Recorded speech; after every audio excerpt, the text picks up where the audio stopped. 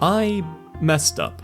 In my previous video on Magic's vocabulary, I referred to trample as a type of evasion, without explaining what evasion meant. You'd think with the focus on careful word choice in this video that I'd have caught it, but oh well. However, I think this incident shines a light on something very important. Vocabulary terms are not just a way of communicating ideas quickly to others. They also become ingrained within your own psyche and change how you think about the game. When you play a lot of basketball, you do not think of every step you take as you approach the hoop for a layup. It's automatic. It happens instinctively due to the muscle memory of 1,000 layups performed before. Word association in Magic is the same way. After playing a card so many times, you'll eventually find yourself automatically filtering it down to its core components. Sakura Tribe Elder has a lot of uses, but you can distill these down into ramping you a land and hedging against combat if you block with the Elder and then sacrifice it. The minute details are pushed into the background as prior experience takes over, simplifying the card and reducing the mental load it inflicts on you. In this way, vocabulary influences our thinking. Using words like ramp and sack to shortcut longer thoughts helps to streamline this process. I missed the word evasion, well, primarily because I blanked on it, but also because it's so ingrained in my mind that it became just like any other word, even though it's not an official term referenced in the game's rulebook. I used board wipe in the same way. This tends to happen with any skill. Over time, the technical becomes routine, and the mind truncates the complex into something digestible. The challenge is no longer difficulty with you understanding the information. It's now changed to untruncating the information in order to communicate it to a layperson. They will not understand the jargon you use. Because of this, an informational gap forms, one that I would like to help close. So, if you want to think like a Magic player, then here's your second lesson. Let's jump right back into the meat of it with some slang terms. And where better to start off than by righting my wrongs. Evasion is a term referring to any ability that makes a creature more difficult to block. There are a million versions of this, with trample, flying, and menace being common examples. These make cards with combat damage triggers so much better, as evasion hedges against them becoming obsolete when your opponents play creatures that get in the way. The other term I neglected to explain last time was board wipe. A board wipe is any card that removes a large number of permanents all at once. This almost always uses the term all, such as in destroy all creatures or exile all artifacts, but does not have to. Although it only gets rid of 13 creatures from each person's board, Blasphemous Edict is still definitely a board wipe. If this sounds familiar to you, it's because this term is interchangeable with both Sweeper and Wrath. Okay, with my sins now atoned for, let's keep moving.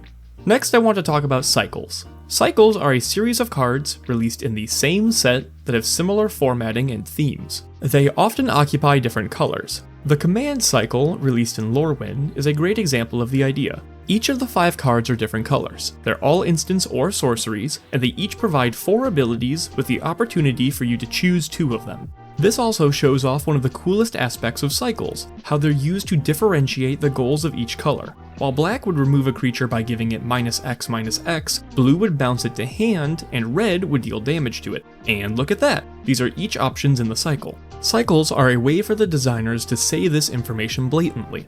They also don't have to be monocolor, by the way. They can be any number of colors, or none. But usually the ones that are colorless have colors referenced somewhere in their text. There are also 2 derivatives of cycles, and those are megacycles and supercycles. Megacycles are any cycles that are not completed in one set, but are completed over the course of a block. The alternate win condition cycle is certainly a cycle, but it comes broken up across the entirety of the Odyssey block, not any one specific set within it. Supercycles are even more broken up than megas, spanning across multiple blocks. The Tudor cycle and Swords of X and Y both fit into this category. See, there's that colorless one we talked about earlier. Because blocks aren't really a thing anymore, the majority of cycles now fall into this category. But Blardist, you didn't explain blocks. Yeah, okay. Blocks are a collection of multiple sets in a row that are within the same setting. Originally, it was policy that almost all sets were in block format. Blocks were 3 sets long, and then eventually shifted to 2 sets. They also rotated out of Standard together as a group, even though the sets rotated into Standard individually. Blocks are a now defunct part of Magic that people enjoy in retrospect. They did a great job of giving a setting time to breathe and get fleshed out instead of leaving players whiplashed and product fatigued. But that's the subject of a whole video on its own. Floating is Alright, let's say you want to play a 2 mana card, but have a permanent that creates 3 mana when you tap it. You go ahead and do this, but are left with 1 additional mana in excess. We call doing this floating your mana. This mana doesn't disappear immediately, it hangs around until the step or phase ends. While mana is floating, it hangs out in your mana pool. This is a place where mana goes before it is spent. This is a rules term, not slang, but I bring this up because it's relevant to floating mana. If you put mana into your pool and then immediately use it, it is not considered floating. All mana goes to the pool, but not all mana in the pool is floated, which is why the term exists. When you tire of letting your mana float in your pool, you may wish to have a mana sink to drain it into. This is any card that has the ability to spend large amounts of mana at once. Usually, this is through an activated ability that has a mana cost, but no additional costs that would regulate it to once per turn, such as needing to tap. Thrasios is an excellent example of a sink. As long as your mana is in multiples of 4, you can always make use of it with Thrasios. Be careful not to activate him too much though, or you may deck yourself. Unlike deck the noun, referring to the cards you brought to play with, deck the verb means to lose due to drawing a card from an empty library. This is sometimes also called decking out or milling out, but they all mean the same thing. Alright, let's talk about combat. Swinging at someone means to declare attackers against them. Whether this originates from taking a swing at someone, as in with your fist, or because tapping creatures to attack with them swings the card sideways, is anyone's guess. This term is also synonymous with a ton of others. Cracking at someone, sending at you, getting in the red zone, and many more all refer to getting an attack in. Combat doesn't just involve attacks though. A combat trick is any instant speed card that you can use to alter combat. Often, these will increase creature stats or give them additional effects when they deal damage. Usually, these are cast after blockers are declared, so that your opponent doesn't account for them while choosing how they want to block. By swinging and using combat tricks, you may put your opponent on a short clock. A clock is the amount of turns a player has left to live if the board state continues without disruption.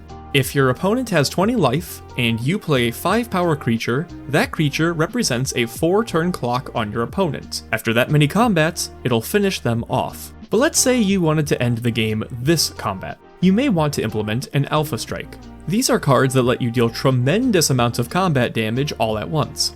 Oftentimes, these will be packaged with some form of evasion to give you a way to hit face. Craterhoof Behemoth, Akroma's Will, and Hatred can all be considered Alpha Strikes. But what if you're on the receiving end of an Alpha Strike? Well, you may want to find an answer. An answer is anything that neutralizes a problem. Bouncing every creature back to their hand with a Cyclonic Rift is an effective answer for the problems we've seen so far. You may be tempted to call answers and removal synonymous, but I disagree. Take a 1/1 Death Toucher for example. This thing is not removal, but he is an effective answer to a Voltron commander without evasion. It seems to me that answers can include defenses on the board, whereas removal hardly does. If you don't find that answer soon though, you may have to go digging. Digging is the act of using resources to see more of your deck. This can take the form of card draw, but it's not the only case. Looting, rummaging, and scrying also count as digging even though they do not represent card advantage. The goal with digging is to find a specific card, or specific type of cards. Because of this, digging is usually associated with desperation. Burning loads of mana to find one card is a bad sign for your current situation. Alright, after that Alpha Strike, we are tired of losing to conventional beatdown strategies. So, what can we do? One answer is to lean into stax. Stax is the name of a strategy that revolves around creating scenarios where your opponents cannot advance towards a win as efficiently. The hallmarks of this strategy are cards that make it more expensive to take game actions. Casting spells and declaring attackers become pricey when a stax deck is on the board. The word stax derives from smokestack. It doesn't increase costs, but it certainly prevents advancement. To get your stack strategy online more easily, you might include a collection of hatebears. These are efficiently costed creatures that have stax effects tied onto them. That bear wrinkle comes from the fact that a lot of early examples of this idea, like Thalia and Gaddock Teague, just so happen to be 2 mana. In this way, it's a reference to grizzly bears. Although this idea has circulated around to many more creatures, the name stuck around, and now, if it stacks on a stick, it probably qualifies as a hatebear. Speaking of bears, a vanilla creature is any creature that has no abilities, just a straight up and down beat stick. We're gonna use grizzly bears again, because it's a classic example. A 2-2 for 2, what could be more honest? French vanillas work on a similar axis. These are creatures that only have a keyword ability. 2-2s with vigilance, or 3-3s that fly, would be an example of the concept. French vanillas are interesting to me, because as the game changes, more and more elongated abilities get condensed into single keywords. Taoist Hermit from Portal 3 Kingdoms was not a French vanilla upon initial release. It had an ability to prevent your opponents from choosing it when deciding on targets. Some of you may already be ahead of me, but this has been retroactively changed to hexproof in the coming years. The Hermit has now been retroactively made a French vanilla by changes in the system. If something were to fizzle, that would mean it does not fully resolve. This is due to targets no longer existing when it's time for resolution. For instance, if someone casts Dismantling Blow, kicking it to draw extra cards, they will not draw those cards if you were to destroy their target before it resolved. Dismantling Blow will have fizzled. Countering a spell or ability is generally not considered fizzling it. To crack something means to sacrifice it in order to achieve an effect. This is mostly associated with fetch lands, but it also spans to things like clue, food, and treasure tokens. The idea is that you are cracking them open to get the value inside. In the case of treasures, that would be mana. Sometimes you'll also hear crack used to describe opening packs for the same reason. Anthems are cards that give a large number of creatures additional power and toughness. Usually, these affect a specific creature type, but there are many examples of ones that contribute to everything. Although the most common examples give +1/+1, cards that go further and give bigger boosts still count as anthems. The title comes from Glorious Anthem, which pioneered this effect. In a similar vein, we have Lords. Lords confer bonuses to a specific creature type. Usually this comes in the form of power and toughness increases, but they can also make them unblockable, untargetable, and hand out other sorts of effects. The name is lifted from Lord of Atlantis, which was among the first of these cards. There is a lot of overlap between anthems and lords, but they are not entirely the same. You can still have one without the other. Next up is Cantrip. This refers to any spell that draws you a single card once. The idea is that they replace themselves, and usually they have a relatively tame additional effect to balance around this. Cantrips cannot draw you multiple cards. They always go card neutral as opposed to giving you advantage. This word has a storied history, but this is the Cliff Notes version. It originates as the Scottish term for spell, or charm. This was eventually imported into Dungeons & Dragons as a term for a spell that incurs no cost to cast. They can be used repeatedly without a resource. Although cantrips in MTG usually do cost mana, they do not cost you a card, and so the name has stuck around. Alright, one more for the road. Lock. A lock is a combination of cards that make it difficult or impossible to continue approaching a win. This often takes the form of preventing attacks or casting spells entirely. There are two variations here, hard locks and soft locks. Hard locks are almost entirely impossible to break out of. Teferi, Mage's Zalfir, and Knowledge Pool are the classic example. Knowledge Pool forces players to play cards at instant speed due to the way it's worded, and Teferi prevents your opponents from casting spells at instant speed. This leads to a game where only you may cast spells. This is possible to break out of, sure, but without very specific cards in play, it is unlikely anyone can present an answer. Soft locks are often more conditional, and usually prevent only certain actions, or just make actions harder to achieve. Silent Arbiter and Maze of Ith are my favorite example. Together, they prevent you from ever being attacked in a two-player game. There are ways out of this though, as anything that would make the attacking creature hexproof, or any removal for these two cards, would free you from the lock. There are many more terms that I'm sure I've missed, and the list is ever growing. If you know a few that you'd like to see covered, then feel free to put them down in the comments below.